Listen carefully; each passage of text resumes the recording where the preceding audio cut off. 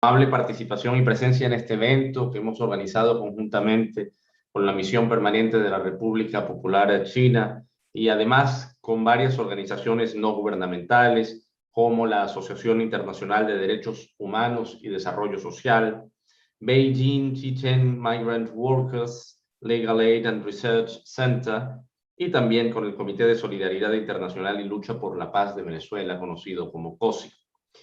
A todos ellos agradecemos su firme compromiso con la promoción y defensa de los derechos humanos en el mundo y por su interés, además, en compartir con nosotros sobre este importante tópico. Quiero también agradecer a los distinguidos ponentes, quienes nos ilustrarán con sus importantes disertaciones sobre un tema de creciente preocupación: las masivas violaciones a los derechos humanos que se cometen contra los migrantes en centros de detención en los Estados Unidos. Esperamos que sus aportes nos puedan dar luces sobre la magnitud de la situación que atraviesan las víctimas de estas cruentas políticas y sobre las medidas adicionales que podríamos impulsar para que cesen las violaciones de los derechos humanos. La pandemia del COVID-19 ha exacerbado las causas existentes ya de la desigualdad y la exclusión social y ha aumentado el movimiento de personas en busca de mejores condiciones de vida. A estas se suman las personas que han decidido migrar por razones económicas debido a la imposición de ilegales medidas coercitivas unilaterales, fundamentalmente contra países del sur, y que nunca vamos a dejar de rechazar y condenar categóricamente. Venezuela tiene especial preocupación por las constantes violaciones a los derechos de los migrantes, en especial de las mujeres, niños, personas de edad mayor y con discapacidad. Por ello, esperamos que este evento sea del provecho de todas y todos y que nos permita visibilizar aún más las violaciones de los derechos humanos que se cometen en países como Estados Unidos, que se autodenominan como adalides de los derechos humanos en el mundo, cuando en realidad en sus propios territorios se cometen estas serias violaciones de los derechos fundamentales y muchas veces además con una penosa complicidad de los grandes medios transnacionales de comunicación que esconden de manera deliberada las enormes consecuencias de estas violaciones lamentables. Quedamos en mi misión a plena disposición, agradeciendo nuevamente su participación y deseándoles todo el éxito por esta actividad. Gracias. Muchísimas gracias, embajador Héctor Constant, nuestro embajador de la Misión Permanente de Venezuela ante Naciones Unidas en Ginebra. Damos las gracias por estas palabras de bienvenida a nuestros distinguidos embajadores de la República Popular de China y de la República Bolivariana de Venezuela, respectivamente, y así damos inicio formalmente al desarrollo de esta actividad con la presentación de nuestros panelistas. El primer ponente será Alfred Sayas. Recordemos que Alfred Sayas se desempeñó como el primer experto independiente de las Naciones Unidas en la promoción de un orden internacional democrático y equitativo. Estudió Historia y Derecho en Harvard, donde obtuvo su título, y practicó Derecho Corporativo en el bufete de abogados Simpson Thacher. También obtuvo un doctorado en Historia por la Universidad de Göttingen en Alemania, y el profesor de Sayas ha sido profesor invitado de Derecho en numerosas universidades, incluida la Universidad de Columbia Británica en Canadá, el Instituto de Graduados de la Universidad de Ginebra, la Facultad de Derecho de la Universidad de Paul Chicago, el Instituto de Derechos Humanos de la Universidad Nacional de Irlanda y la Universidad de Trier en Alemania. Actualmente es profesor de Derecho Internacional en la Escuela Diplomática de Ginebra.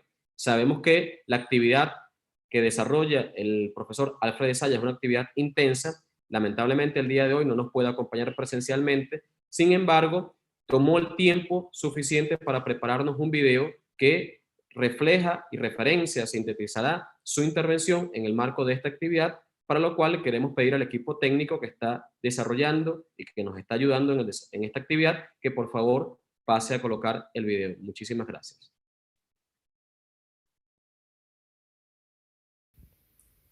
Mr. Chairman, ladies and gentlemen, good afternoon. I am Alfred Zayas, former United Nations Independent Expert for the Promotion of a Democratic and Equitable International Order.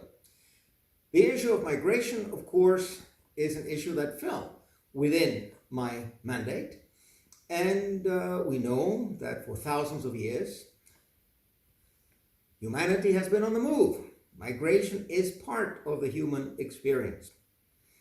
Now, let's look at what's happening in the United States. The United States is the emblematic country, the classical immigration destination.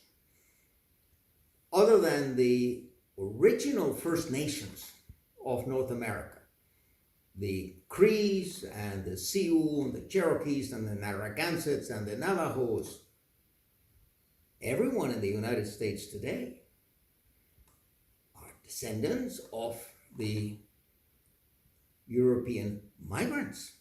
These were the migrants of the 16th, 17th, 18th, 19th, 20th centuries. European colonizers who actually displaced and massacred the native populations of North America. And of course, there were the millions of Africans who were brought in as slaves and who suffered the indignities that we all know. Now, looking at the situation in the southern border of the United States, we have reports, very worrisome reports, about serious human rights violations at the border and in detention centers, whether they be in Texas or in New Mexico or in Arizona or in Colorado or in California. Now, the United States is a state party to the International Covenant on Civil and Political Rights. And this covenant applies to all persons under the jurisdiction of the United States. That is, there's an absolute prohibition of torture and ill treatment. There is an obligation, if you are under detention, to be kept under conditions that are human, that are consistent with your human dignity. You are entitled to habeas corpus, you are entitled to all civil and political rights. And what is happening? The United States actually has privatized the detention centers. And that is a very serious problem, because detention centers, prisons, you cannot outsource the ontological functions of a state. And you must guarantee transparency, you must guarantee accountability when there are violations. If you privatize the prisons, if you privatize detention centers, you're likely to impunity. You're likely to have abuses. Apparently there are reports concerning women who have been even sterilized. I mean, things that sound outrageous. Again, I'm not in favor of evidence-free allegations. I need the proof for that. On the other hand, it's something that deserves our attention. It's something that is very much in the remit of the Human Rights Council. That is something that should be discussed in this session of the Human Rights Council, as well as many other violations and alleged violations of human rights. And what to say about the victims?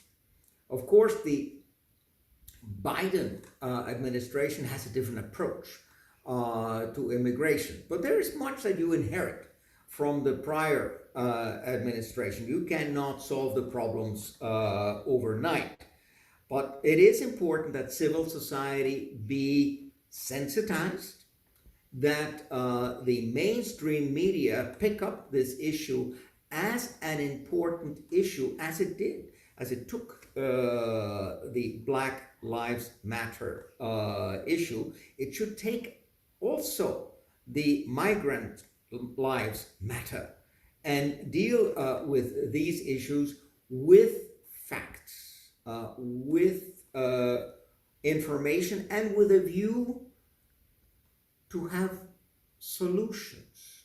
If you not only engage in naming and shaming and saying bad, bad, bad, that doesn't help the victim.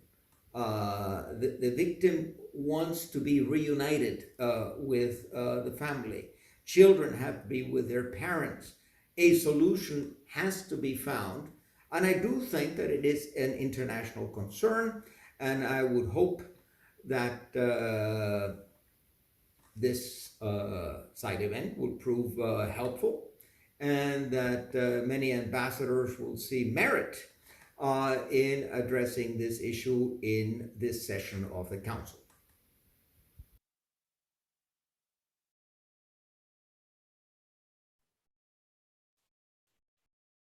Muchísimas gracias, Alfred Sayas, siempre ayudando en este tipo de disertaciones con relación a la situación de derechos humanos en Estados Unidos. Nosotros queremos continuar avanzando en el desarrollo de este programa. Ahora, por supuesto, nos honra la presencia de la profesora Hao Luji. Ella es investigadora asociada del Instituto de Derecho Internacional de la Academia de China en Ciencias Sociales. También es miembro del Centro de Investigación de Género y Derecho del Instituto de Derecho. Tiene un título de la Universidad de Shandong y es también graduada de la Universidad de Nottingham del Reino Unido y un PhD de la Universidad de Ciencias Políticas y Derecho del Este de China. Profesora, nos honra su presencia. Bienvenida a este panel y será muy grato poder compartir con ustedes. Bienvenida, profesora Hao Luji. Okay, great. Thank you so much, Mr. Gabriel. Good afternoon. Good afternoon, your honored ambassadors, Madam Pai, Mr. Baden, Professor Zhu, and dear guests. I'm so glad to take this opportunity to share some of my point of view on what happened in the southern border of the United States as an observer outside the US. So if I made any mistakes on these issues, so please, anyone, don't hesitate to point out, okay? So my presentation has 3 parts. Firstly, I would like to refer some details of border humanitarian crisis. Secondly, I'm going to address the causes of border encounters of the United States. And finally, I will give some advice for the international legal framework to protect the rights of migrants. So in recent years, for the purpose of deterring migrants from entering the country, the US government has taken many measures and actions, including the use of excessive forces, large-scale arrest, forced family separation policy, which are constantly led to the humanitarian crisis and abuse of human rights of migrants in the border areas. So I would like to elaborate in 4 aspects. Firstly, zero tolerance policy for the children separated from the family. In 2018, the US government implemented a zero tolerance policy against the undocumented migrants whose minor children were forced to be separated from the family and be resettled.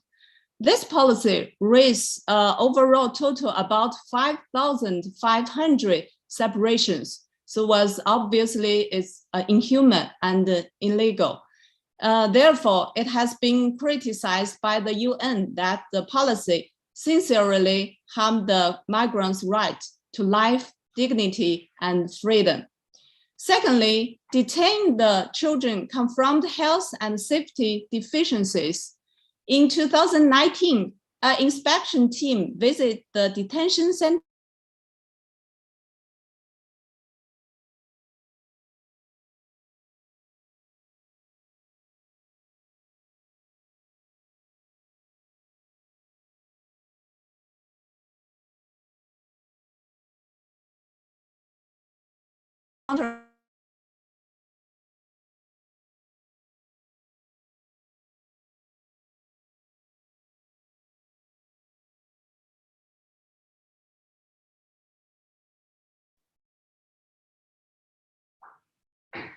Tenemos algunos problemas con la conexión de la profesora. Al parecer tenemos algunas dificultades técnicas con su conexión. Todos sabemos que estamos en vivo, conectados cada uno desde sus países respectivos, en los cuales hacen vida y hacen presencia y realizan sus labores. Entonces, vamos a dar unos minutos para tratar de recuperar la presencia de la profesora Hao Ji en el marco de este evento paralelo que recordamos se realiza en el marco del 47 periodo de sesiones del Consejo de Derechos Humanos, la situación de derechos humanos en Estados Unidos con los centros de detención de inmigrantes. Intentemos verificar la conexión. Si no, pudiéramos ir avanzando en el desarrollo del programa y me parece que posteriormente pudiéramos retomar con la profesora Hao Ji una vez se solventen los problemas técnicos de conexión. Entonces, seguidamente, continuando con el programa, tenemos como panelista a Mark Burton. Mark Burton se graduó en 1995 con un doctorado en jurisprudencia de la Facultad de Derecho de la Universidad de Golden Gate. Fue editor asociado de la revista de Derecho de la Universidad Golden Gate también. Trabajó como secretario del Tribunal Superior de San Francisco y ejerció como asistente legal certificado en la Oficina de Defensores Públicos de Contra Costa. Mark Burton, hay que recordar, también es miembro de la Dirección Nacional del Consejo Estadounidense por la Paz y es un activista y luchador con el cual hemos compartido en distintos espacios de lucha y de trabajo académico y también político, además legal. Mark, bienvenido. Gabriel, thank you very much for your kind welcome. And I would like to greet or say good morning, here's good morning, good afternoon to all the esteemed ambassadors and fellow panelists. And what I want to talk about today is the sort of political and social backdrop to this crisis we're having in immigration detention facilities. And that's with a policy of what we call here in the United States, mass incarceration. And this is something that started really in the 1970s with the Nixon administration, his war on drugs, and I'll get to the immigration part of it in a moment. In the 60s and 70s, there was a lot of social protests, civil rights, a movement against the war. And in the late 70s, early 80s, there was a restructuring of the American economy, which led to offshoring of high-paying manufacturing jobs and the economy turning into more of a financial it's financialized and also based on services. And some people in power in the United States saw mass incarceration as a way to deal with this in two manners. One was to somehow to control a unruly population, and on the second part, they saw it as a opportunity for personal profit based on prison labor. We have prison labor here. They're who make 50 cents an hour when the going wage is $15 an hour. And we also have private prisons that gain a lot of money in this United States, and in particular in the immigration context. This move to mass immigration took steam off in the 1980s, where there were laws concerning minimum mandatory sentences for drug crimes and other crimes, and the right to bail was restricted. We have in our Constitution, we have the right to bail that's not oppressive, and now at least in federal jurisdictions, people can be held without bail on all sorts of charges. And also sentencing was longer, and as I said, mandatory minimum. In 1996. Under Bill Clinton, they passed the Anti-Terrorism and Effective Death Penalty Act. And this bill, one of the things about this bill was that it greatly diminished the power of the writ of habeas corpus. It was greatly reduced its availability, and also mandated mandatory detention for certain classes of immigrants. That means they had to be put in prison, and that's for prisoners who had, for example, had previous convictions for crimes. And also, this is obviously a due process violation because they were detaining people without due process of law. It's a human rights, just the detention of people in immigration prisons under these conditions is a due process violation. So with this legislation and this increase in mass incarceration of immigrants,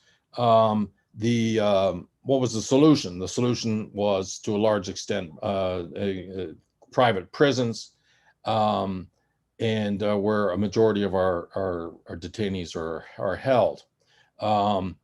In the United States, private immigration prisons account for approximately 65% of all immigration detention facilities, and up to 80% of all immigrant detainees go through these private prisons.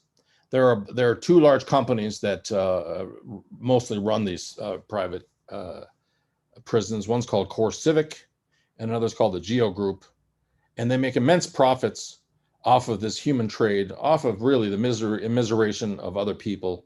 And for example, in 2017, they had profits exceeding $4 billion. And also, the reason for, I think part of the motivation for human rights abuses is that people are viewed as centers of profit rather than human beings, and providing services to them is a cut in their profits. There are between 25,000 to 50,000 detainees in immigration facilities in the United States on any single day, and I understand that up to through a year, up to 500,000 people pass through these facilities. Due to the profit motive, each service for the detainees is a cost, which lessens profits. And there are very well documented cases of poor and rotten food being served. And I have a personal experience with that, not that I was detained, but from a client, and completely inadequate medical attention, and most recently, lack of COVID-19 precautions.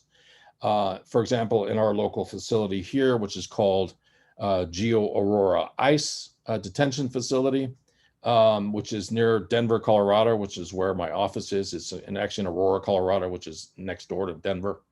There was a violent disturbance in the facility because the detainees were very unhappy with COVID-19 measures. And as you are all aware, Professor Zayas talked about the international law of prisoners, and these are for certain in violation of the United Nations standard minimum rules for the treatment of prisoners, which require decent food and medical care, among many other things. There are also very well documented cases of violence and sexual violence of detainees by poorly trained and supervised staff.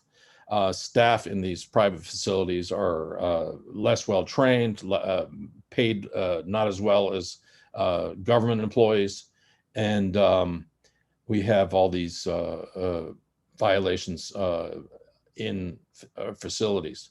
And we have certain outrageous cases, like in the Irwin, Georgia facility, where there seems to be a program of forced sterilization.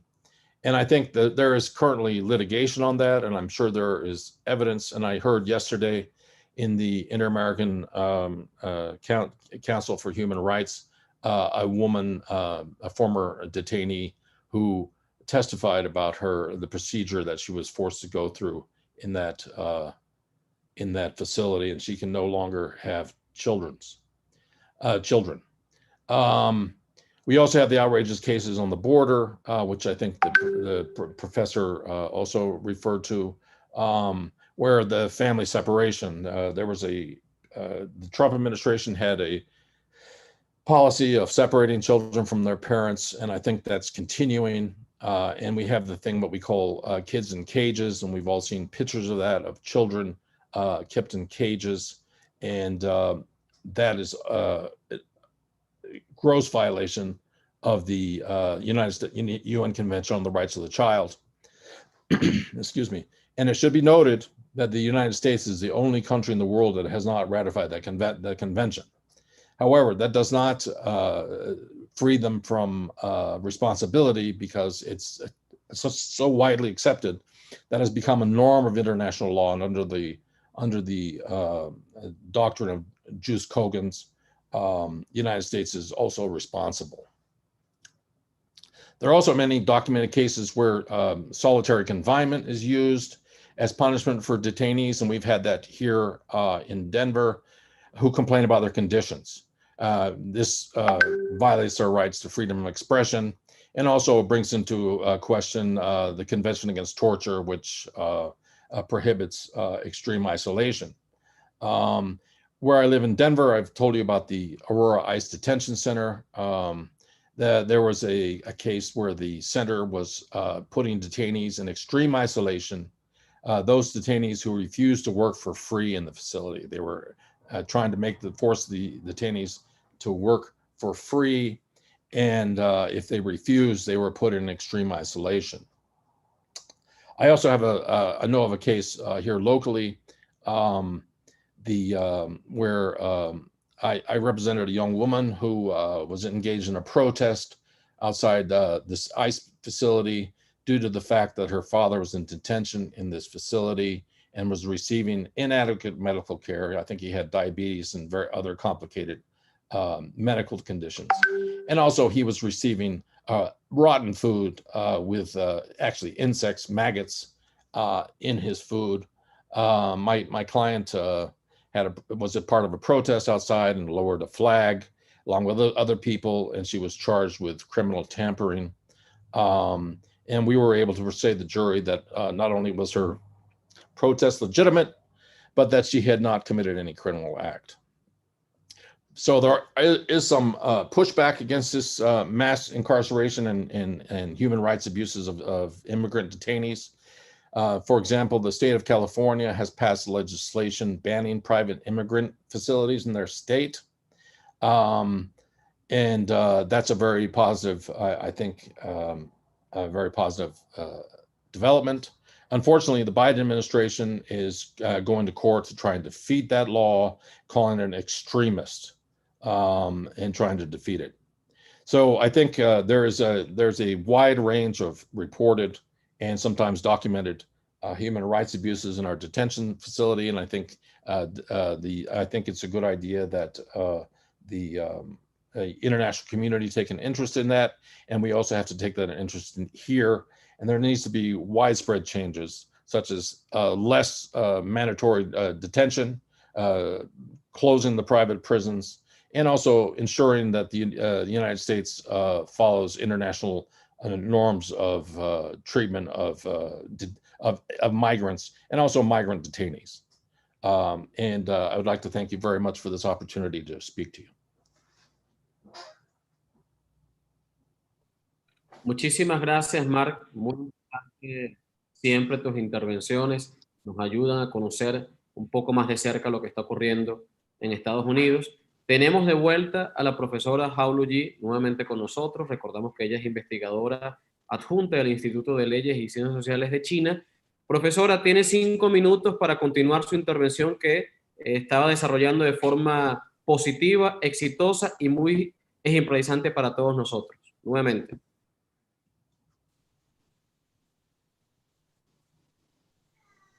Okay, sorry, I'm back. So I'm so sorry for the internet trouble. So maybe I can just mention this year's situation. Okay, it's about 10,000 unaccompanied children detained in the influx shelter, most of which run by the private contract. So the condition of the shelters is continue to present a concern. So it was reported that the children are held for weeks in inadequate and unbearable conditions, led the children becoming to suicidal or traumatized.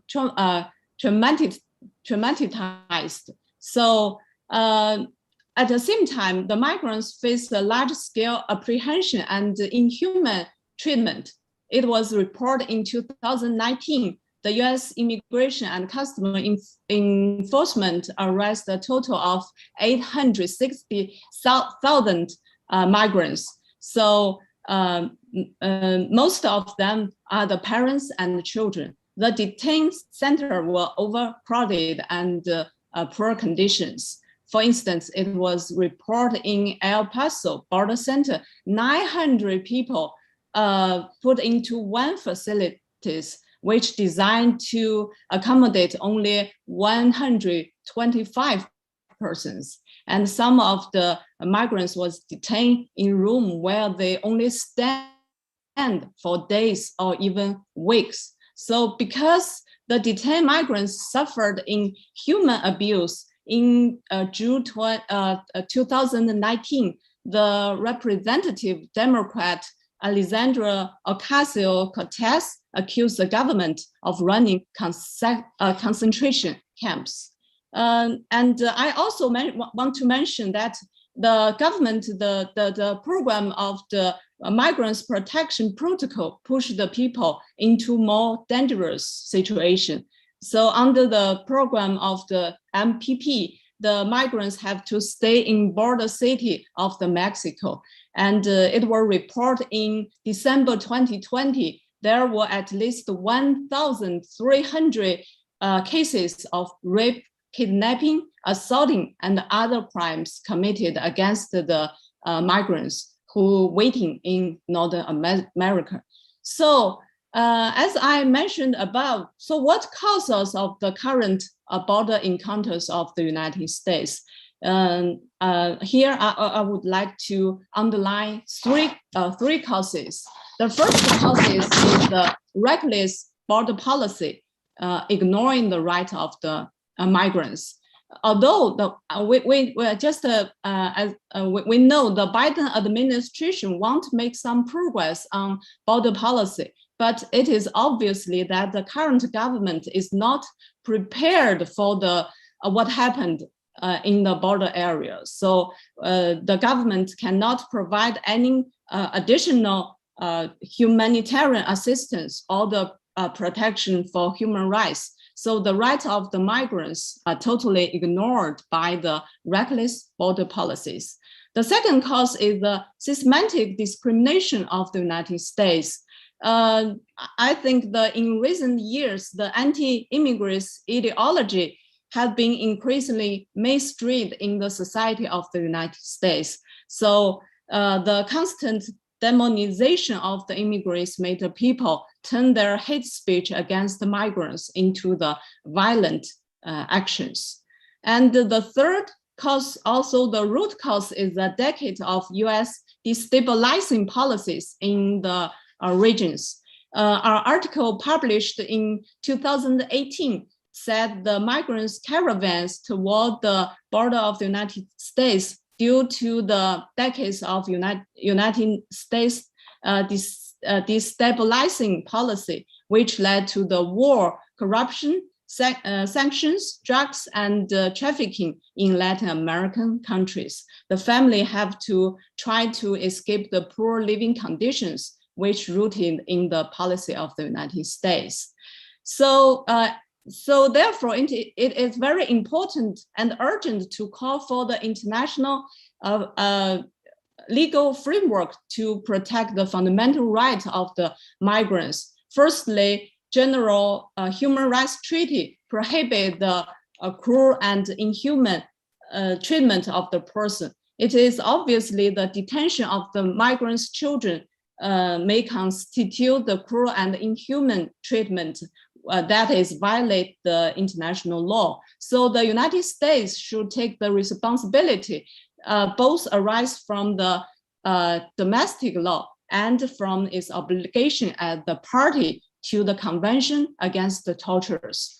And thirdly, the United States is the only country not to have signed the UN Convention on the Right of the Child. Actually, the principle of the best interest of the child should be treated as the customary international law, which binding all countries. The policies of the separating families is the serious violation of the right of the child, according to the principle of the best interest of the child. So thirdly, because many migrants are victims of trafficking, the non-punishment of victims of trafficking is the cornerstone of effective protection for the rights of the migrants. The failure of the United States government to respect the principle of non-punishment lead to the further right abuse, such as detention, family separation, and unfair trial. So to sum up, although any country do possess the sovereignty right to decide on foreigner entry or stay, the border control measure must comply with the international law. The US government detain migrants with inhuman and cruel treatment not only creates humanitarian crisis at the border, but also has the violate the international law. That's my opinion. Thank you for listening. Thank you. Muy valiosa, muy importante y nos ayuda mucho a comprender un poco mejor la situación que está en estos momentos desarrollándose en Estados Unidos. Profesora, gracias por hacer el gran esfuerzo por conectarse nuevamente con nosotros. Ahora queremos dar la bienvenida también a una luchadora con la que hemos tenido oportunidad de compartir en distintas oportunidades, Adrienne Pine. Ella es profesora asociada del Departamento de Antropología Americana de la Universidad de Washington, D.C., PhD en Antropología en la Universidad de California. Ella también es coeditora del libro recientemente publicado Asylum, Lucro y Protesta en la Industria de la Migración. Adrienne, bienvenida. Nos honra tu presencia en este evento. Thank you so much, Gabriel. And thank you for the invitation. I'm honored to participate in this forum.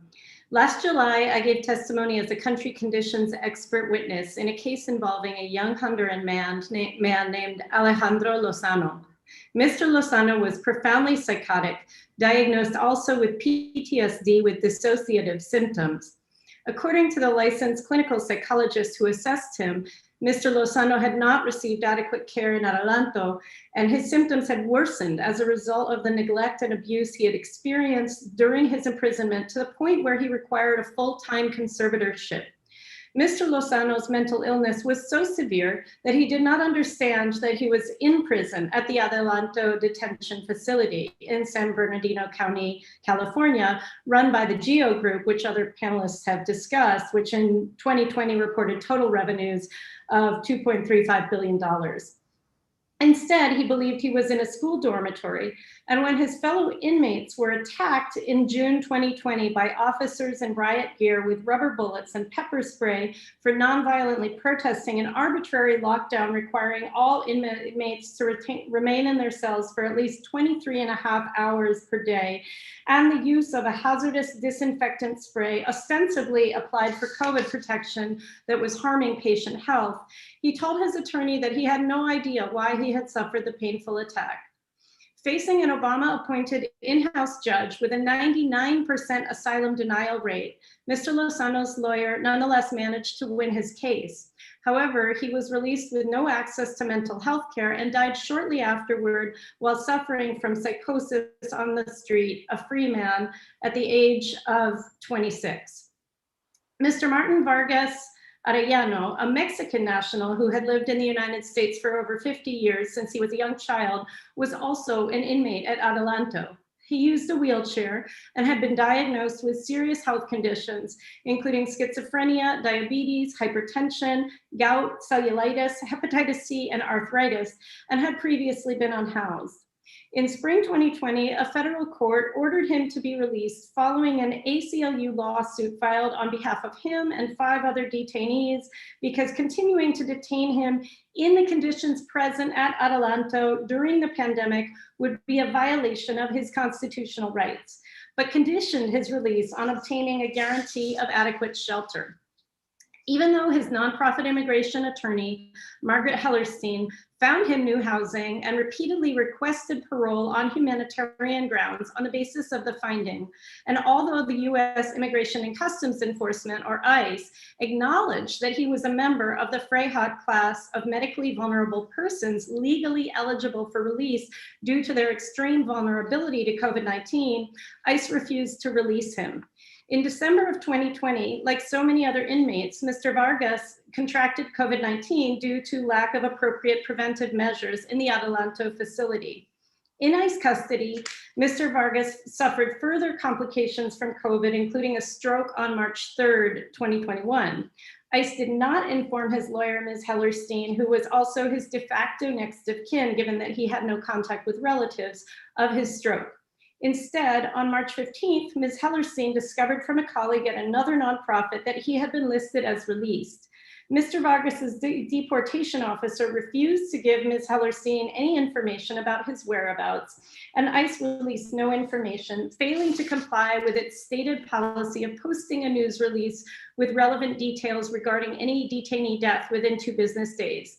It was only after Ms. Hellerstein, worried about Mr. Vargas's safety, filed a missing persons report with the Orange County Police on March 16th that she was able to piece together what had happened.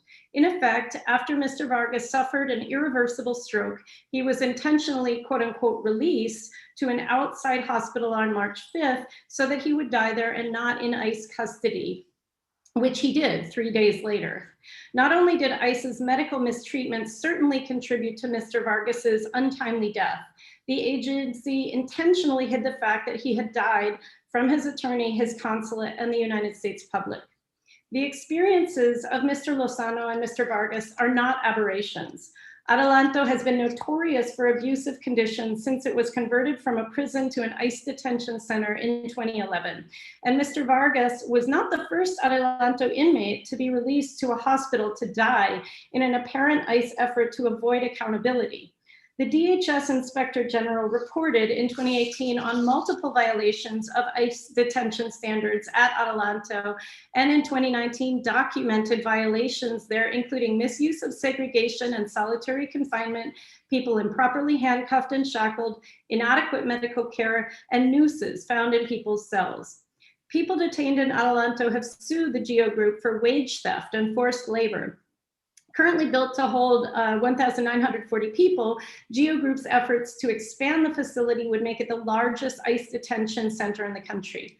Just as Mr. Lozano and Mr. Vargas's experiences at Adelanto are not aberrations, neither is Adelanto an exception within the panorama of ICE detention, which is characterized, as my co-panelists have noted, by systematic abuse. As outlined by my fellow panelists, ICE holds tens of thousands of people daily in the equivalent of pretrial detention without appointed counsel and often without access to bond hearings. These individuals are held in one of more than 200 prisons, jails, and prison-like complexes rife with systemic racism and abuse. These facilities, as my co-panelists have noted, are largely operated by private companies and are remote and isolated. Fueled by politics and the insidious consequences of campaign donations and lobbying by the private prison industry, the immigration detention system devalues the lives, health, and safety of those jailed within its walls. Getting caught in the immigration detention dragnet means exposure to immeasurable harm and potentially death. The number of people who died in ICE custody in 2020 was more than double the prior year. Sexual assault, violent abuse, unsanitary conditions, lockdowns, and medical neglect and abuse, including the forced hysterectomies that took place at the Irwin Detention Center in Georgia, are commonplace in ICE jails. The opaque web of intentionally corrupted contracts and inspections breed impunity for ICE and its contractors. Independent medical experts have repeatedly found that approximately half of all deaths in ICE custody are attributable to medical negligence. Groups consistently document cases of medical neglect so severe that people facing amputations take voluntary deportations rather than risk death in a county jail. Sexual violence in ICE detention is also a tragically regular occurrence. A guard pleaded guilty to sexual assault against a Honduran woman in 2014 in the Burks Family Detention Center in Pennsylvania, as one example. The Hutto family facility in Texas has an emblematic history of abuse, including multiple sexual assaults by guards and forced labor allegations, which are still in litigation. Public outrage over abuses like that at the Irwin facility, which were known to DHS and ICE well before a whistleblower and advocates made them public knowledge, have forced Biden's DHS Secretary Alejandro Mayorkas to close a smattering of ICE detention facilities that were creating bad PR for the agency. Nonetheless, this largely symbolic action, which does not involve reparations or freeing the majority of unjustly detained foreign nationals in the shuttered facilities, does nothing whatsoever to change the systemic human rights violations throughout the system as a whole. Furthermore, Section 265 of U.S. Code Title 42, a provision of U.S. health law that permits the expulsion of individuals suspected of introducing a communicable disease, has created an entirely new level of danger for detainees since its implementation by the Trump administration in the context of the COVID pandemic on March 20th, 2020. People in Title 42 proceedings are detained in Customs and Border Protection, or CBP, stations and detention centers in conditions that are often even worse than those of foreign nationals who are otherwise detained, and are ineligible to seek protection or immigration relief. These individuals do not receive an A number, which means that in contrast to regular detainees, there is no way for their families or attorneys to locate, communicate with, or advocate for them while they are detained. Many of these detainees who have no right to an immigration judge or attorney have been flown across the country to different facilities. This has made it even more difficult for their advocates and loved ones to track down their whereabouts, and the former often only regain contact with people subject to Title 42 proceedings after they have been expelled to Mexico or deported to their home country. Title 42 has been applied in an anti-Black, racially discriminatory fashion, above and beyond the inherent racial bias of the immigration detention system, which predominantly impacts Brown and Black foreign nationals. While President Biden has mandated a review of this procedure, his administration continues to expel asylum seekers by the hundreds every day, including Haitian families and babies, back to dangerous and deadly conditions. Hundreds of organizations have called for these expulsions to end, as have leading public health experts and epidemiologists who found no basis in the government's specious public health reasoning. Title 42 expulsions are based on the explicitly racist, ethnic cleansing-driven approach to border policy originally designed by Trump's white supremacist advisor, Stephen Miller. Miller proposed the policy's implementation before the pandemic and used the fear of COVID to implement the illegal program. Given the false pretext under which it continues to be implemented, the Title 42 expulsion policy is illegal and violates the human rights of those subjected to it. The Biden administration is now complicit in those rights violations. Although Perdón, pero debemos ir concluyendo porque tenemos ya 12 minutos de intervención. Ok, ya voy a cortar. Gracias. ya voy a terminar. Although the Biden administration has temporarily halted the expulsions of unaccompanied children, it continues mass expulsions at the same rate or higher than the Trump administration. At the same time, the Biden administration temporarily halted the expulsions of unaccompanied minor. It also reinforced the Trump policy that Title 42 still applies to adults and their accompanied children while the order is under review. The Biden administration has framed its immigration detention policy in terms of restoring civil rights to detainees following the flagrant violation of those rights by the Trump administration. Yet a coalition of immigrant rights groups expressed outrage after Biden released a fiscal year 2022 budget request of $8.4 billion for ICE and $16.3 billion for CBP. The budget continues to direct billions of taxpayer dollars toward agencies and private prison corporations that have a nearly 20-year pattern of fiscal mismanagement, separating families, and violating people's civil and human rights. Biden's budget includes funding for ICE to detain more than 3,000 adults in long-term detention center, a significant increase from the current population and double the 15,000 who were detained when he took office. And while Biden has called for an end to private prison contracts being issued to run federal prisons, housing individuals convicted of criminal offenses, this order does not apply to ICE detention centers. In conclusion, detention for civil immigration enforcement is expensive, cruel, and for many others like Mr. Lozano and Mr. Vargas, it is permanently harmful to detainee health and even deadly. Thank you. Muchísimas gracias, Adrián. Realmente muy importante los datos que nos referencias en tu intervención. Ahora, como estamos continuando con el programa, deseamos dar la bienvenida al profesor Su Jin. El profesor es poseedor de una maestría en jurisprudencia de la Universidad de Southwest en Ciencias Políticas y Derecho, además de un doctorado en jurisprudencia de la misma universidad. Desde el año 2007 pertenece a la Oficina de Docencia e Investigación de la Facultad de Derecho Administrativo de la universidad y profesor asociado en septiembre del 2011. Desde el año 2017 es vicepresidente del Instituto de Derechos Humanos de la Universidad de Southwest de Ciencias Políticas y de Derecho y profesor designado en diciembre del 2019. En 2018 ganó el premio de enseñanza Kotai de la Fundación Chongqing Jinping y dirigió el 10º y 11º concurso de simulación de la Corte Internacional de Derechos Humanos de Mandela a las semifinales. Profesor Su Jin, bienvenido. Un honor nuevamente estar con usted.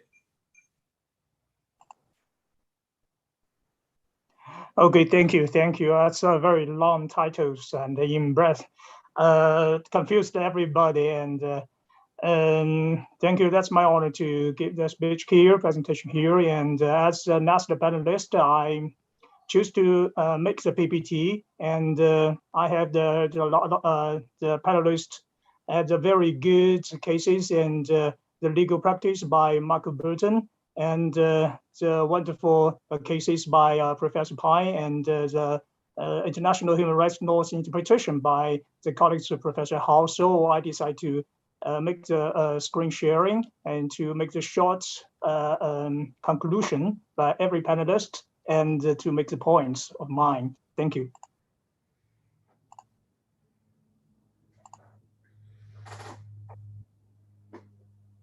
Okay, can everybody see my PPT? Okay, that's a human rights crisis behind the U.S. immigration detention. I had heard the family detention was immigration detention. The first time is in the 2015. That's the time has been the visiting scholar at the UT Austin in Texas. And that's everybody knows that I'm the human rights law professor in China. Some of the American colleagues or friends were so interesting and curious about my title. And when I said that there is some of the family detention in Texas, I said, joke me. And they said that's not a joke, that's a tragedy. So that's my first time to touch in the area of the family detention. And I just want to not be an expert or a human rights professor or the American founding experts or something, political philosophies like this, but honoring a witness to witness and one of the members of the integration of the Human Rights Center in the Texas in Family Center to say something choose and the comparison the 10 years there are some of the improvements in the American human rights protections or some are getting worse and worse conditions in this area. Okay, you can see the population in the last 3 years. The Trump administration has grown the immigration detention system in the United States, and we know that the Obama administration has easy to come in and strict to go out. And Trump's make the building the war policies, and these two administrations make the current Biden administration get into the dilemma, and he is hard.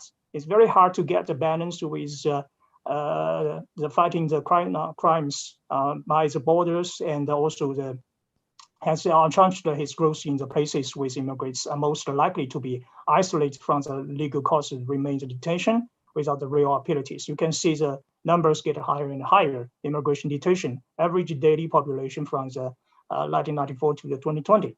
And the second point is the locations. And you can see the list of the 20 largest new immigration detention facilities in America. 5 years ago or 10 years ago, we can find only 3 or 4 locations in California, in Texas, in New Mexico. But you can, when come to the last year, and the ICE created in the 2003, and it's inherited immigration detention system and held 20,000 people per day. That's ridiculous. And the immigration detention system has since to spelling network more than 2,000 detention centers nationwide. And you can see the map, and this is the 20 largest new immigration detention facility in America. And most of the facility were located by the border between the United States and the Mexico. And according to ACLU's reports and other reports in the last years, and the particular concern points as the following 3. One is ACLU observed understaffed and cost-cutting measure in the medical unit, which appeared dangerously and unprepared for the emergency, posing danger to health of the people in detention, even under the ordinary circumstances. And ACLU heard the story of the immigrants' lack of access of the proper hygiene of the witness of the unsanitary condition in living units, and many of which contains beds, dining, and the restaurant facility, up to nearly 100 people in one room. And I have the case that's including the children, babies detained with their mothers in one room. And asylum seekers describes the virtually impossible orders for the receiving release from detention for the parole and the important legal mechanism. ICE should be more eager to deploy Jordan its detention population in the face of the healthy crisis. And you can see the key finding on the growth of the immigration detention system as the following.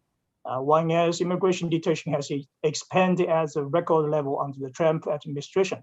And the Trump administration has expanded the use of the private prison complaints in the immigration detention system. As Dr.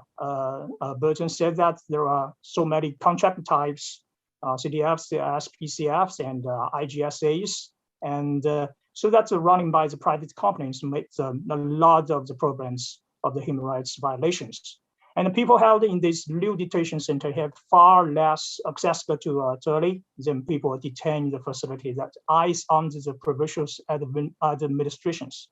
And the fourth is some facility suffering from the understaffed and cost-cutting measure, and it could endanger the health of the people in detention. Medical unit appearing dangerous, unprepared for emergencies. So you can see this and other programs just like the 1, 2, 3, 4, and you can see my PowerPoint. And this is the famous, they call it the correction center. Yes, this is a Winter Correction Center in Louisiana, and Richwood Correction Center, also in Louisiana, and Jack's Parish Correction Center. And you can see in this Winter Correction Center as a famous fetal timeline. This is not only one fetal timeline for the Emerald Minatica. And you can see these very details timetables to recording the immigrants in these detention centers has ultimately died.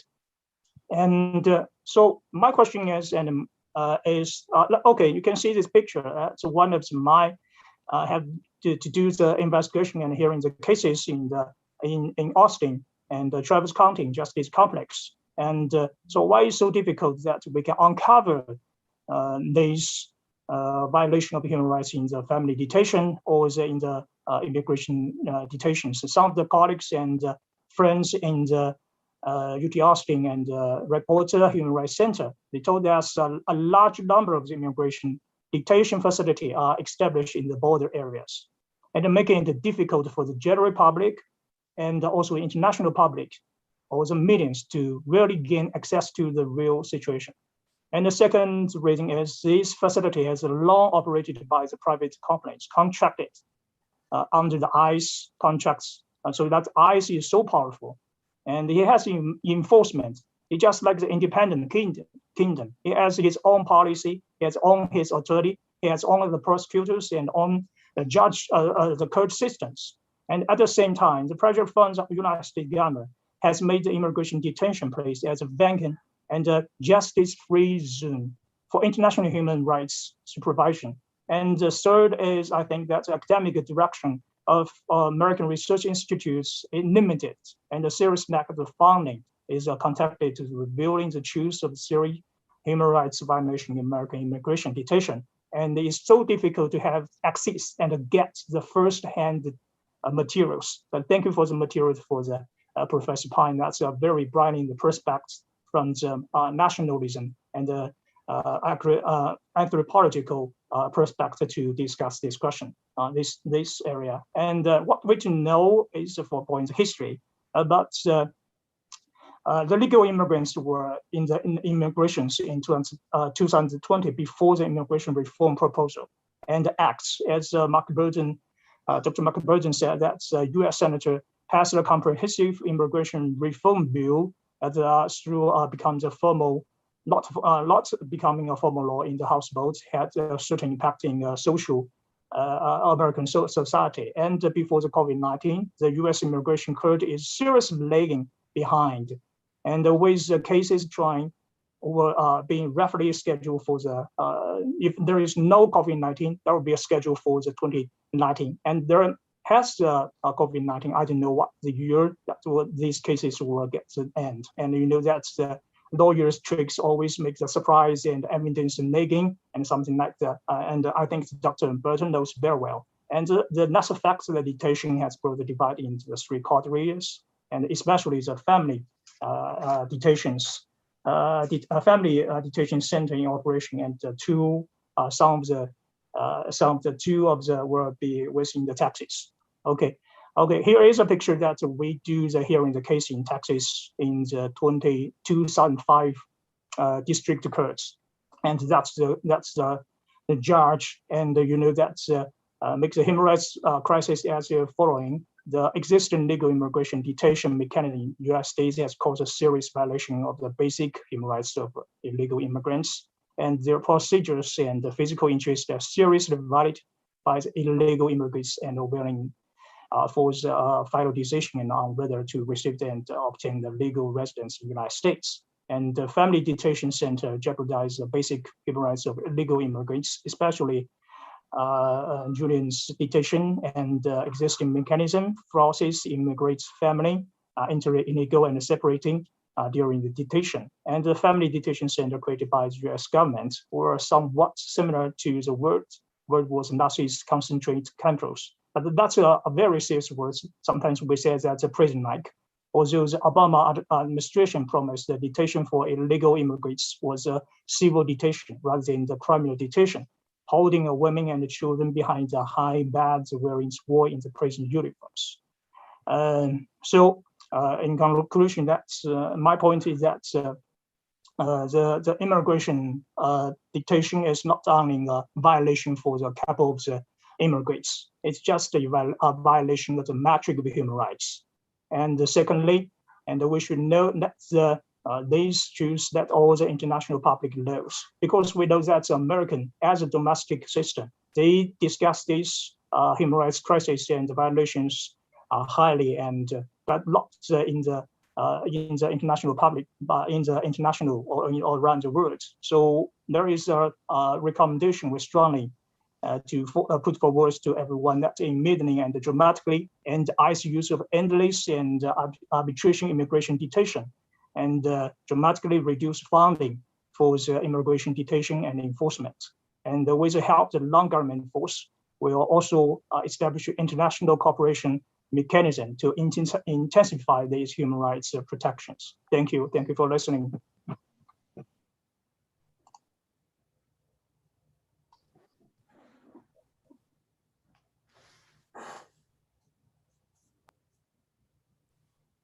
Muchísimas gracias, profesor Sujin. Extraordinaria presentación.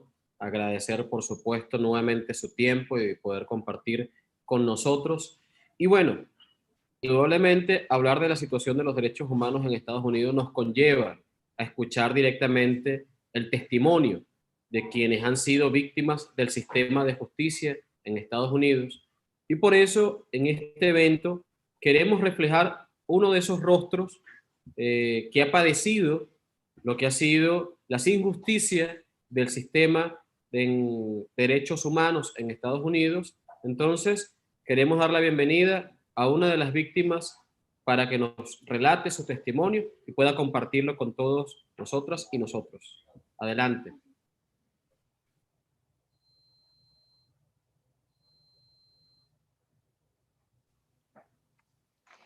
Hi, everybody. I'm very glad to be part of this event to share my own experience as I face. Hello. Are you able to hear me? Yes, very clearly. Oh, sorry. Y la escuchamos perfecto. Okay, muchas gracias. My testimony will be at the same time what I faced by my own and what I saw other people facing and what I heard from what other people in the same immigration detention have been facing. I have been in almost 5 immigration detention in different states.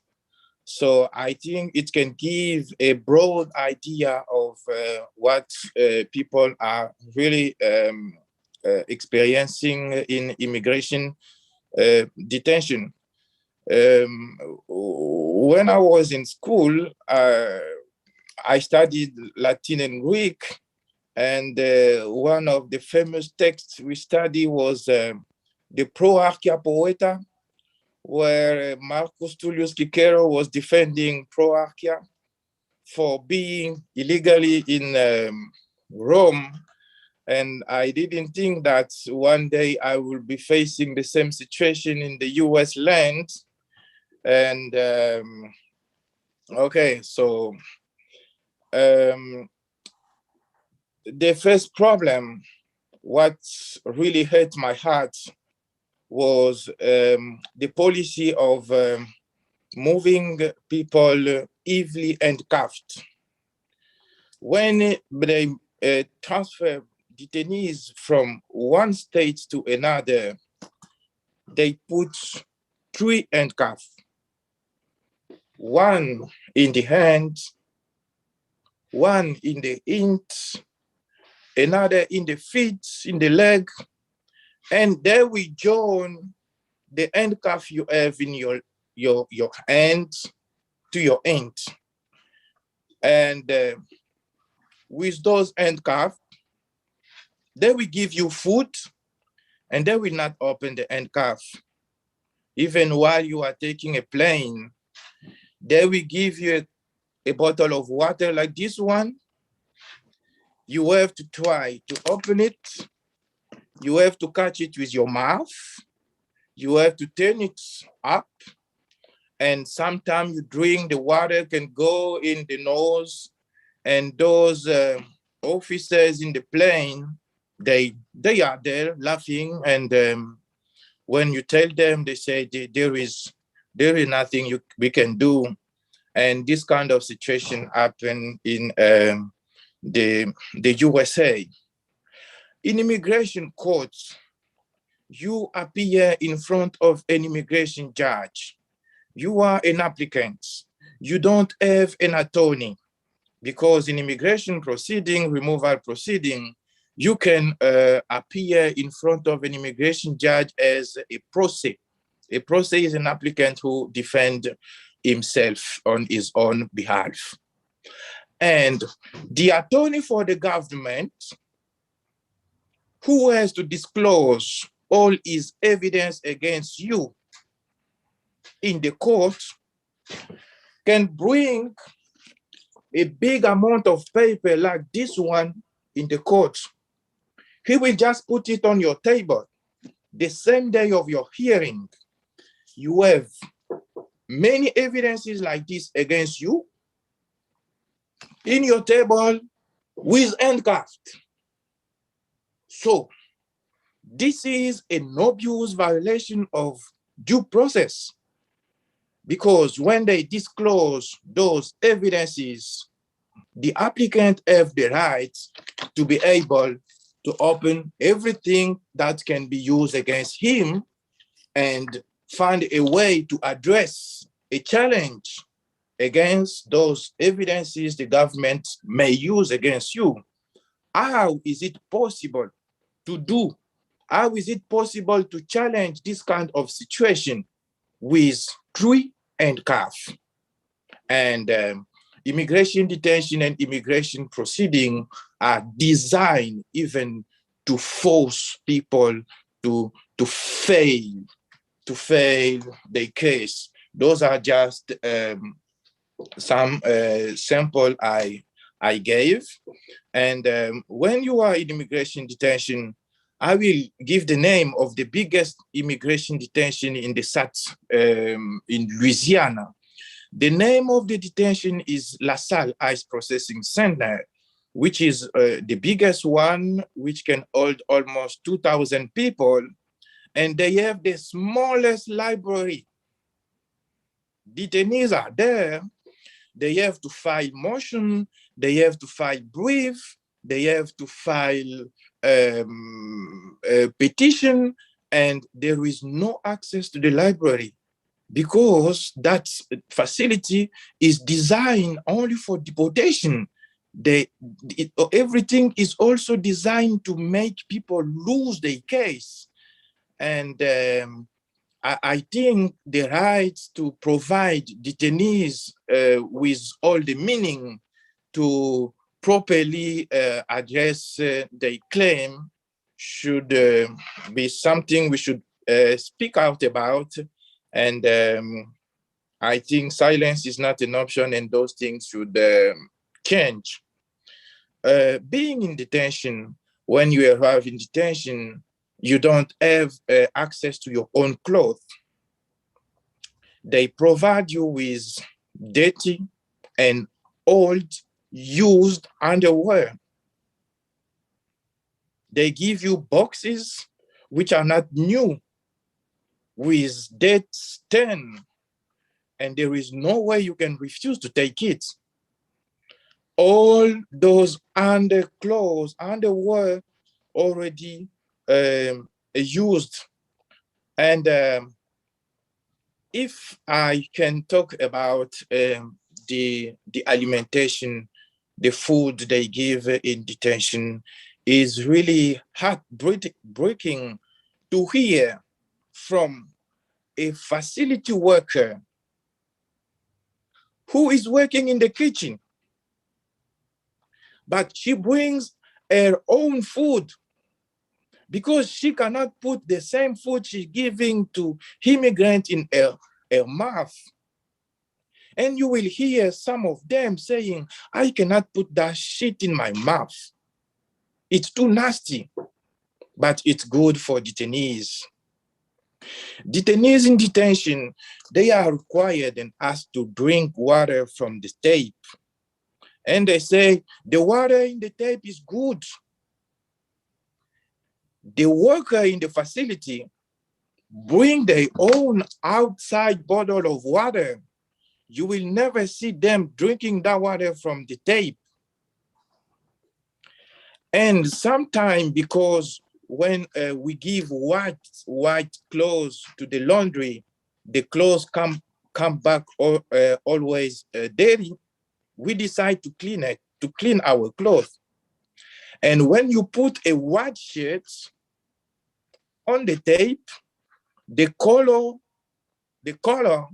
turn to brown due to the water that is not clean. And that is the same water they ask us to drink. If you want to drink good water, you have to buy it with your own money. And the commissary in detention is 2 times the price outside the USA. Everything is highly expensive, the commissary in detention. The food they give is too nasty to force detainees to use their money to buy the commissary. Detainees are not given the proper food, but they can make a good business in detention, selling commissary in the twice or 4 times the price outside the United States. People in those situations should not be facing this kind of situation. I faced serious medical mess. The medical department in immigration detention is a big mess. It's a big mess when you have a situation, a medical health situation, and when you show up in front of a doctor, you realize that the doctor himself doesn't know what he is talking about. In front of the patient, the doctor will go in Google and start searching information about any explanation of your disease. And he is reading what you can also read. And that person is supposed to take care of human being life in detention. I was diagnosed with a liver disease when I was already in detention for more than a year. And the doctor told me that you don't need treatment because this is in the earlier stage. You don't need treatment. How long it take to get the treatment? He told me 6 months. But how do I get this disease? I'm in detention for more than a year.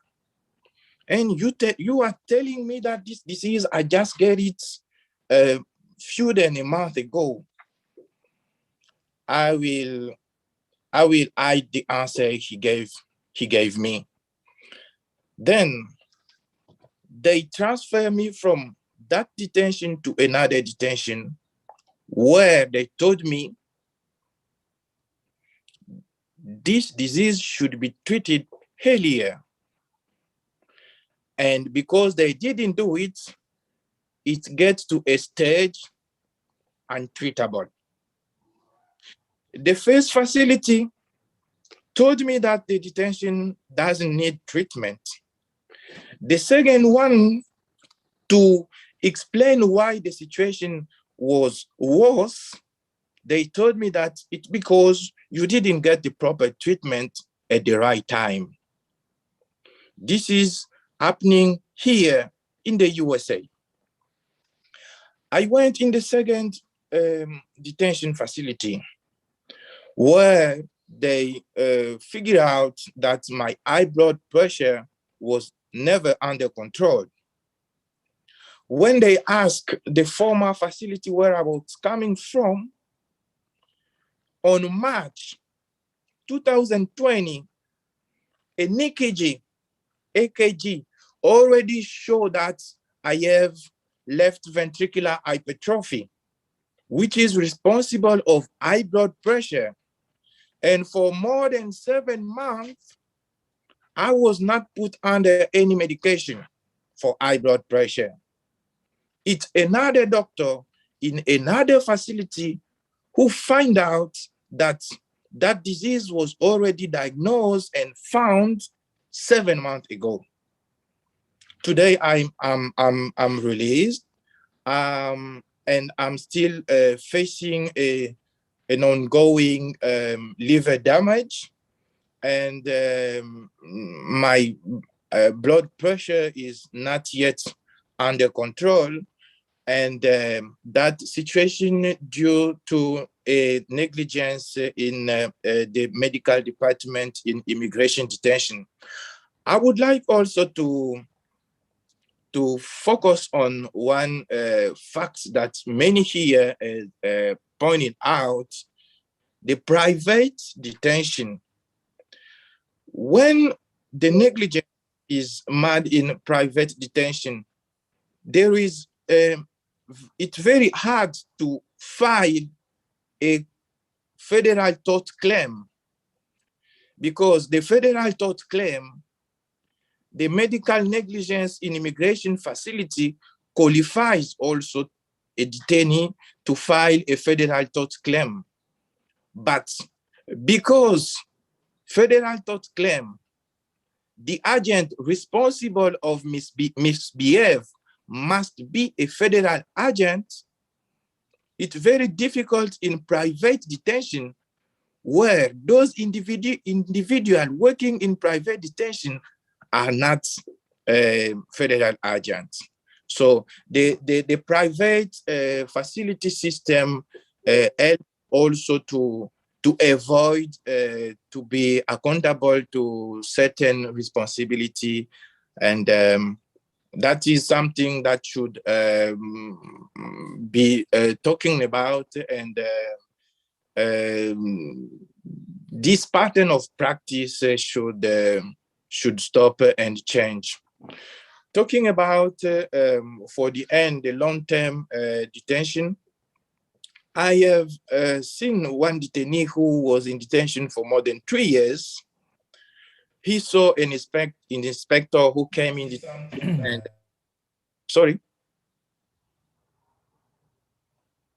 he saw an inspector who came in detention and told him, "Hey, I have been in detention for 3 years."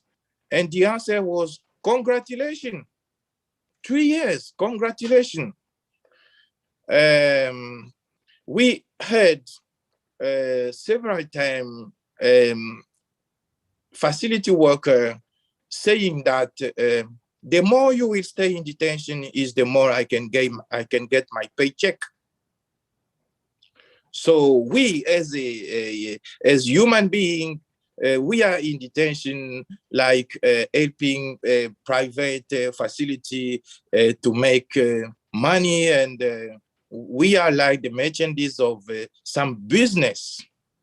So when being human being and we hear this kind of stuff, which is not really a lie, because there is a monetary aspect in private detention facility, where asking question even to ICE immigration officer, why in some detention people in the same situation are released and people in the same situation in other detention are not released. Sometimes you hear answers such as, they have not enough beds, that is why they have to release people and get other. But here we have enough bed. You can stay. You are good here. You have bed. You have food. You have this and this. So when I was in my country, I knew and I heard a lot of time all around the world, when there is a human right violation, human right abuse, the USA always speak out.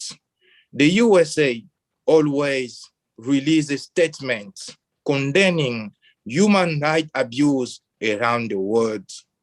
But why not speak out about human rights violation in his own land? So the USA can proudly, as an example, speak out and condemn what is happening as part of human rights abuse outside. All these things I'm talking about happen in the US land. And I just think silence should not quisiera be interrumpir, an option. disculpe, no quisiera interrumpir Sí. la exposición, pero debemos continuar con el evento. Entonces, si puede concluir, muchísimas gracias. Sí, ya estaba terminando. I will continue in English. I was already giving my closing statement, saying that the silence is not an option, and we should this situation should be spread, and this pattern of practice should be stopped. Thank you.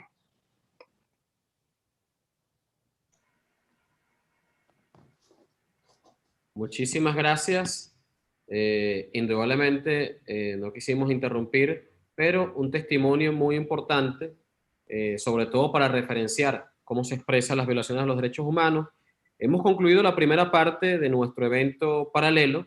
Ahora quisiéramos pasar a la ronda de preguntas, comentarios. Hemos tenido la solicitud de la distinguida delegación y el representante permanente de la misión diplomática de la República Popular Democrática de Corea, el excelentísimo señor Tae Song Ham.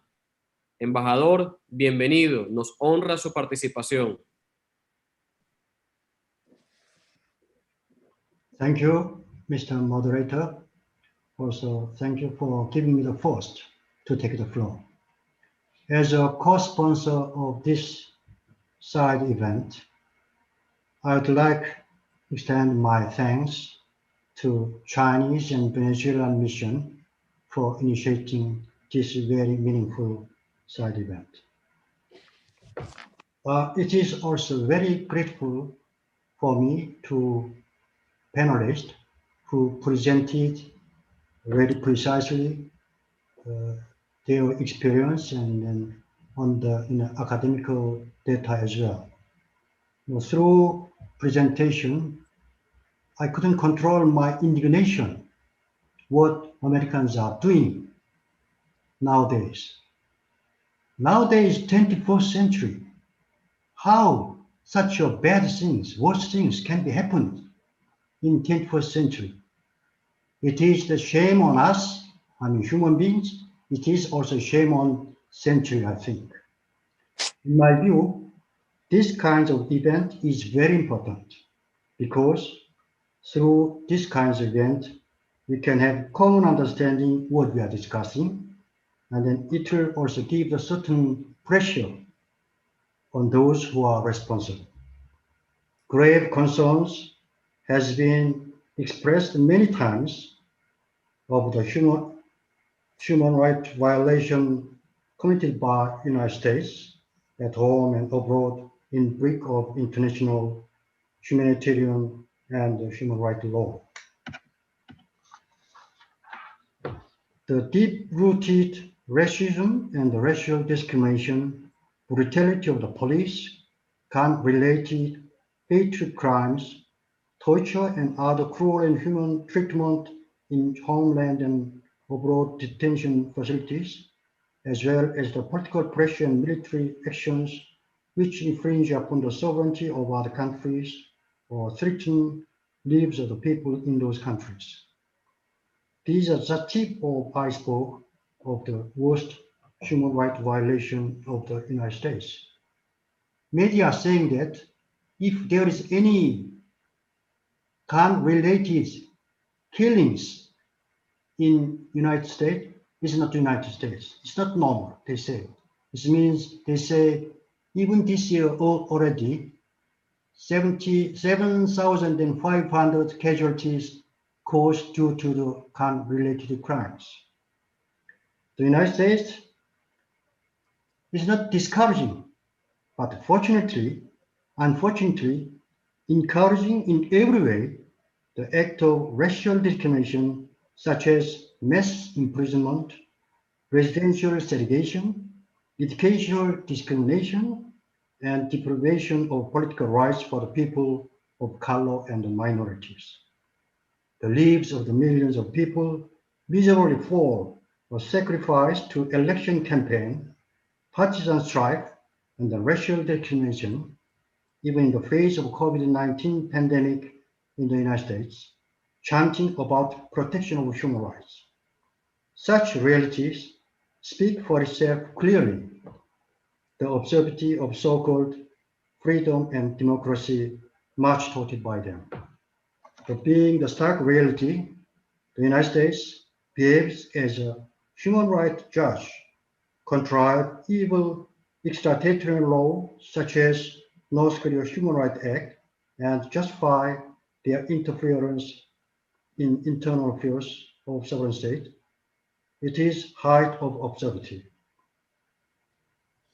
We have to continuously urge directly or through HRC or HGHR, the United States to implement its international obligation, eliminate dire human rights violations, including the root cause of racism, racial discrimination, and guarantee the legitimate right of all people.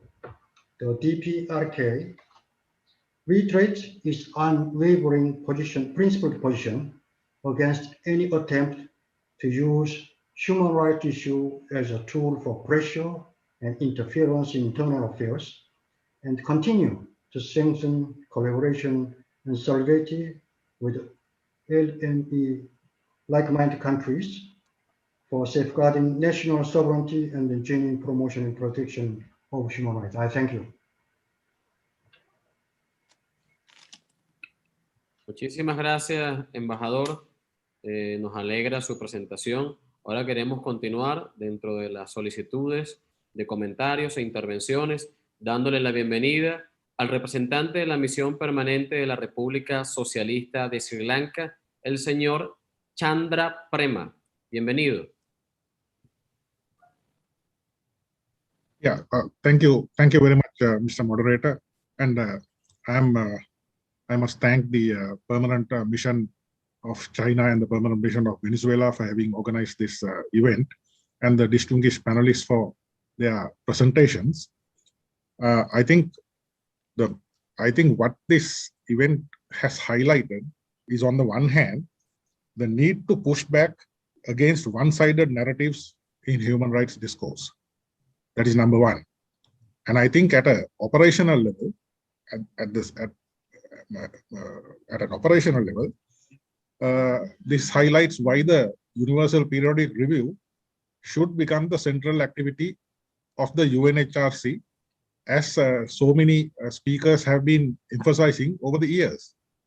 Because when it comes to the UPR, there are no good guys or bad guys. There are no exemptions. Nobody is exempt from it. Everybody has to sit down and be reviewed by their peers. And everybody is subject to scrutiny. Now, what has happened here is that in the case of one-sided narratives, we can observe that in recent, when you look at recent, media coverage of, say, Venezuela, there are subtle ways in which the idea is being conveyed to the global public that the economic crisis in Venezuela is due to mismanagement and not due to the universal, the UCNs, the unilateral coercive measures. So, as time goes on, if people start believing that it was not the unilateral coercive measures that brought the economy of Venezuela down, but mismanagement, then basically those who are carrying out that propaganda would have won the day, because what they want to do is to effect a regime change by imposing unilateral coercive measures.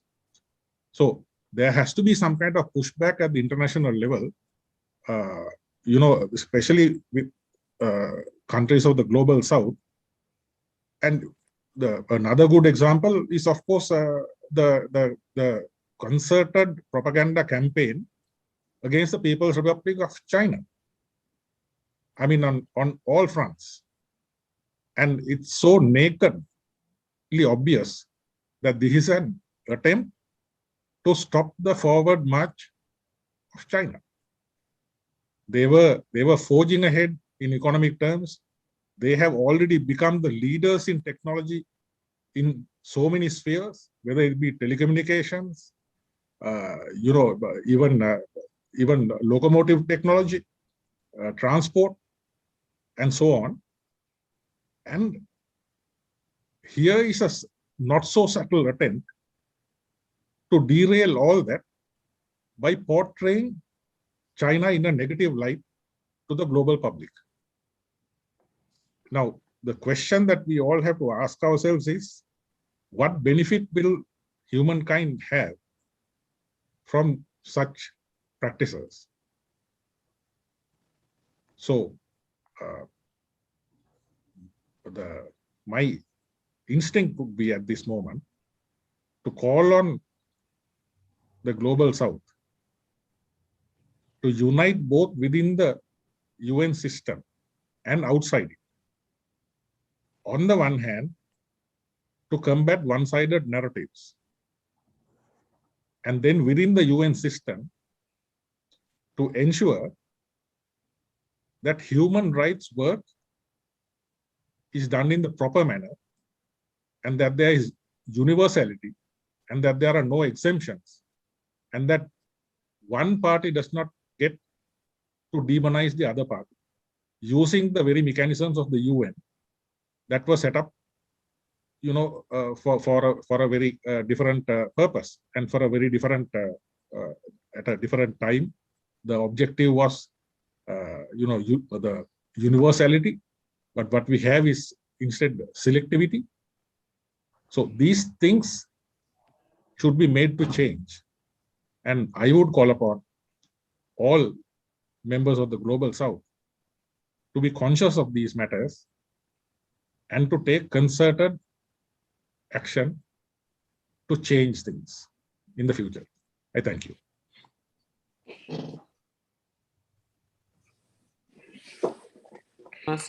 Muchísimas gracias al representante de la Misión Permanente de la República Socialista de Sri Lanka por su intervención. Recordamos que en esta ronda de comentarios y preguntas tenemos de 2 a 3 minutos.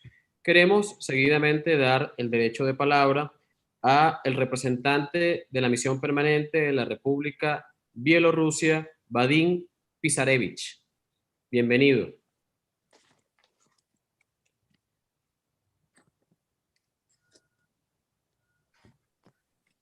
Thank you, Mr. Moderator. First, let me thank the permanent missions of China in Venezuela for initiating this very important event. And Belarus has been honored to be a co-sponsor of this event as well. I would like to extend my greetings and appreciation to the distinguished panelists for their very interesting and informative presentations. Belarus welcomes this initiative to put one of the so-called champions of human rights, which is the United States, into a spotlight. Let me say that Belarus is going to do a very similar thing on the 9th of July, when we will hold a side event on a more general topic, which is the situation with human rights in Western countries. Western countries happily castigate others for alleged human rights violations, but fail to see their own problems, as was amply demonstrated by our distinguished panelists in the case of the United States and its treatment of immigrants. This situation clearly shows that the United States shuns its international obligations on human rights. What is more, we think that the situation with immigrants in the United States should come as no surprise, because when the United States decided in 2018 to stay away from the Global Compact on Migration, it actually made it abundantly clear that it did not care about them. This is very regrettable, because migration is one of the drivers of globalization, and harnessing its potential will benefit all countries. Thank you once again for having this side event. Thank you. Muchísimas gracias a usted, embajador, por acompañarnos y por realizar sus comentarios y sus palabras, que son muy importantes para nosotros.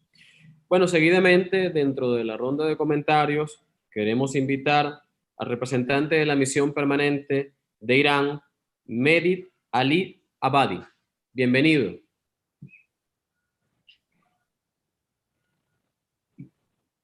Thank you, Mr. Moderator.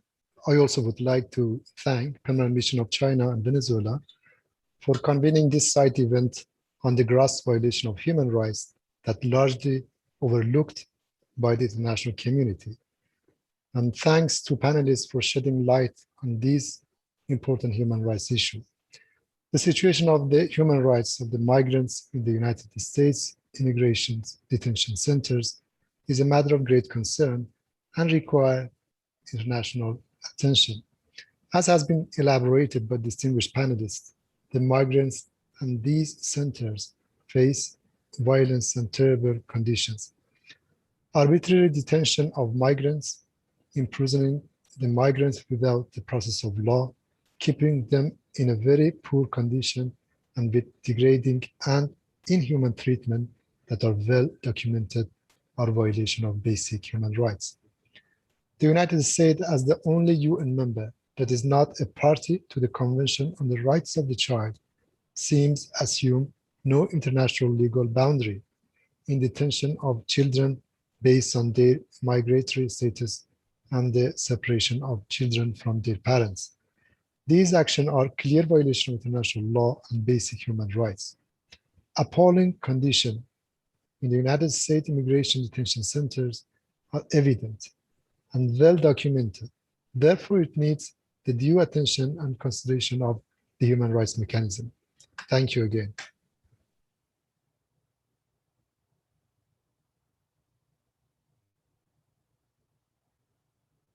Muchísimas gracias a usted, embajador, nuevamente por también acompañarnos en este evento. Ahora queremos dar la palabra a la representante de la misión diplomática permanente de la República Árabe Siria, Kuala Youssef. Bienvenida. Good afternoon, and thank you very much, Mr. Moderator, for giving me the floor. And many thanks to the panelists for their rich and informative presentations. And we are honored to co-sponsor this event as well. The increased violations committed through migration management and in detention centers in the United States reveal the weakness of relevant national institutions, their incapability to provide objective and procedural guarantees to the rule of law.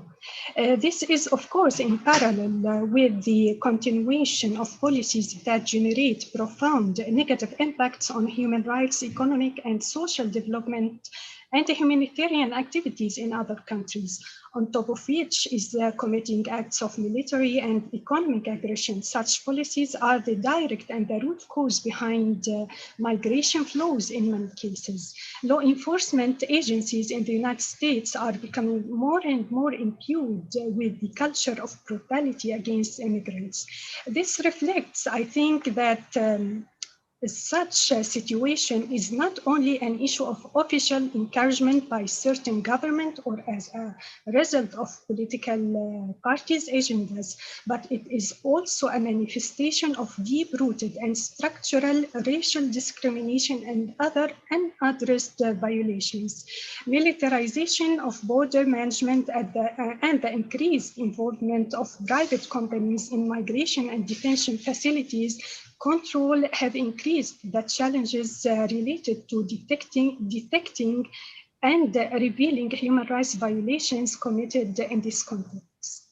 My question that in light of the expansion of actors involved in these violations and the continuation by the US to shield itself and its institutions from accountability, how do the panelists see the way forward to a better use of international UN mechanisms, including human rights mechanisms, to achieve practical steps to uncover these violations and ensure accountability and reparation for the victims? I thank you so much.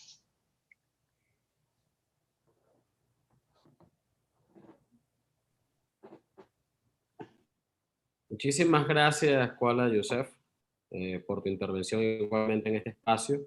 Queremos ahora dar la intervención, el derecho de palabra, a la representante de la misión diplomática permanente de la Federación de Rusia ante las Naciones Unidas en Ginebra. Ella es Olga Vorontsova. Olga, bienvenida.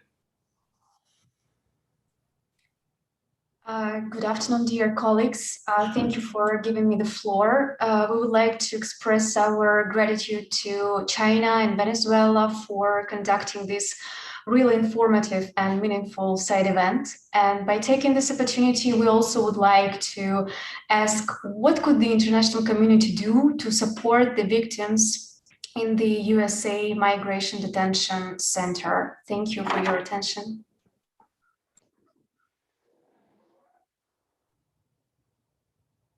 Muchas gracias, Olga. Muy importante la reflexión y allí la consulta en este panel. Queremos consultar si hay alguien más de las misiones permanentes diplomáticas acreditadas ante Naciones Unidas en Ginebra que desee tomar el derecho de palabra. En caso de que sea así, por favor, levantar la mano Y tenemos en la lista de los comentarios pendientes a el representante de la Asociación Internacional para los Derechos Humanos y el Desarrollo Social, David López. David, bienvenido. Mil gracias Gabriel por la moderación. La Asociación Internacional de Derechos Humanos y Desarrollo Social se felicita por ser parte organizadora de este evento paralelo al 47º periodo de sesiones del Consejo de Derechos Humanos de las Naciones Unidas que se lleva a cabo actualmente aquí en Ginebra. Quisiéramos felicitar también a las organizaciones aliadas a este evento paralelo que se realiza y sobre todo a las distinguidas misiones diplomáticas de la República Bolivariana de Venezuela y la República Popular China por esta iniciativa. Nuestra organización manifiesta su preocupación por la situación de derechos humanos de los inmigrantes en los Estados Unidos de Norteamérica y queremos manifestar de paso nuestra solidaridad con la víctima que aquí se manifestó y lamentar todo lo que tuvo que suceder bajo el régimen que actualmente aplica el Estado norteamericano contra los migrantes. Es mucho el material que se conoce en las redes sociales sobre este tema y son muchos los atropellos y abusos que se pueden listar, como expulsiones ilegales masivas de solicitantes de asilo en la frontera entre Estados Unidos y México, miles de separaciones en segundo punto ilegales de familias con las que la administración Trump en un pasado infligió deliberadamente sufrimiento extremo a las familias, formas de malos tratos que llegaron al trato y al grado de la tortura, en algunos casos esterilizaciones o niños enjaulados. Y en tercer punto, la detención cada vez más arbitraria e indefinida de solicitantes o requerentes de asilo sin posibilidad de libertad condicional, lo que constituye, además de penas crueles, inhumanos y degradantes, una terminante violación al derecho internacional. Como organización de derechos humanos nos preguntamos cómo Washington puede querer dar en el plano internacional lecciones de moral humanitaria cuando en el exterior plaga el mundo de guerras, calla sobre situaciones violatorias de los derechos humanos en países que le son aliados, como puede ser el ejemplo de la República de Colombia, y simultáneamente también comete violaciones contra sus pueblos indígenas y negritudes, y en este caso aquí presente, contra los migrantes, sin importar si son menores, ancianos, mujeres embarazadas, entre otros. No es algo reciente, como lo decía anteriormente el licenciado Mark Burton, es algo que data de los años 70 y cosa que se revela mucho más preocupante, ya que en nombre del concepto de la libertad que ellos tienen y del respeto que ellos tienen por los derechos humanos, han mantenido políticas de doble rasero, donde critican a ciertos países que en todo caso, desde la perspectiva migratoria, son más respetuosos de los derechos humanos que ellos mismos y han dejado secuelas irreparables para millones de familias y naciones en el mundo. Quisiéramos entonces manifestar nuestro enérgico rechazo a estos tratos crueles e inhumanos que van en contra de la Declaración Universal de los Derechos Humanos, en contra del Pacto Internacional de Derechos Civiles y Políticos, en contra de la Carta Magna de las Naciones Unidas y el derecho internacional del niño que aún no reconoce el Estado norteamericano. Es para nosotros sumamente importante que el gobierno norteamericano tome cartas en el asunto e implemente políticas claras, respetuosas de los derechos humanos.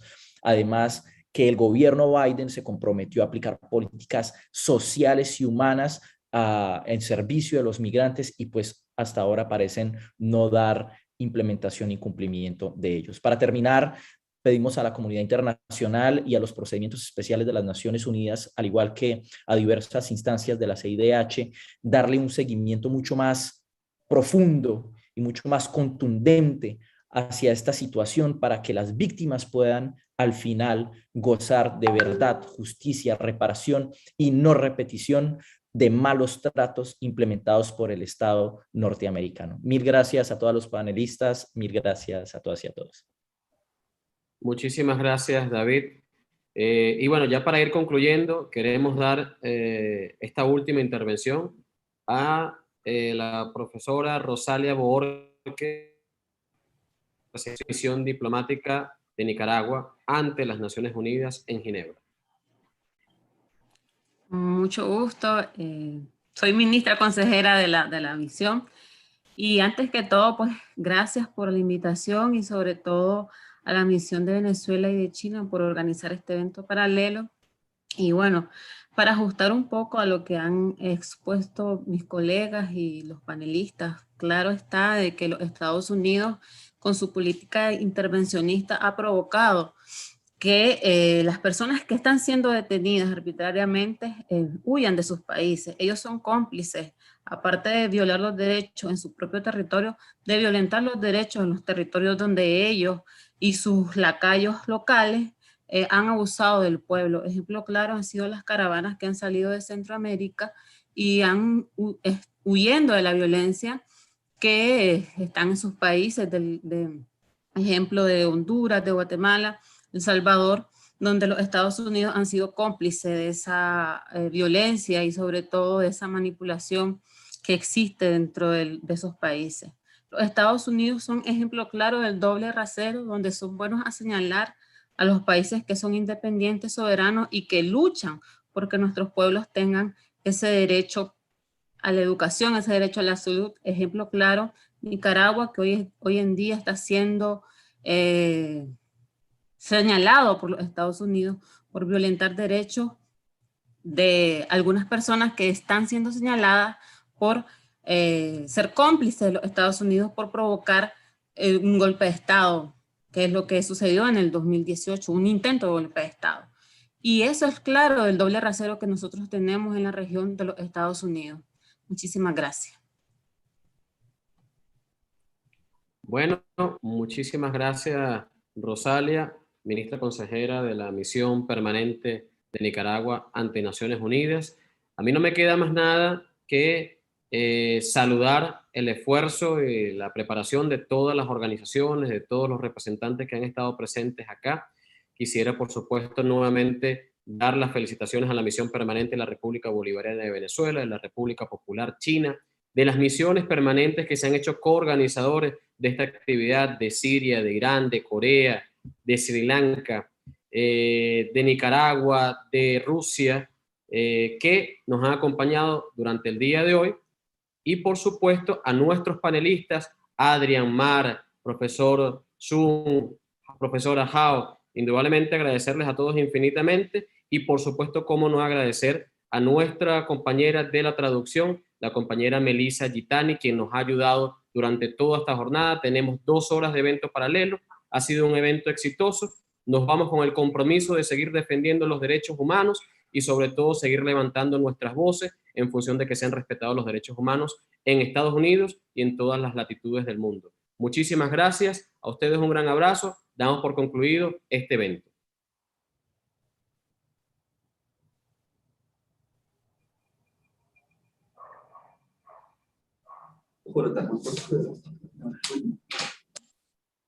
Sure.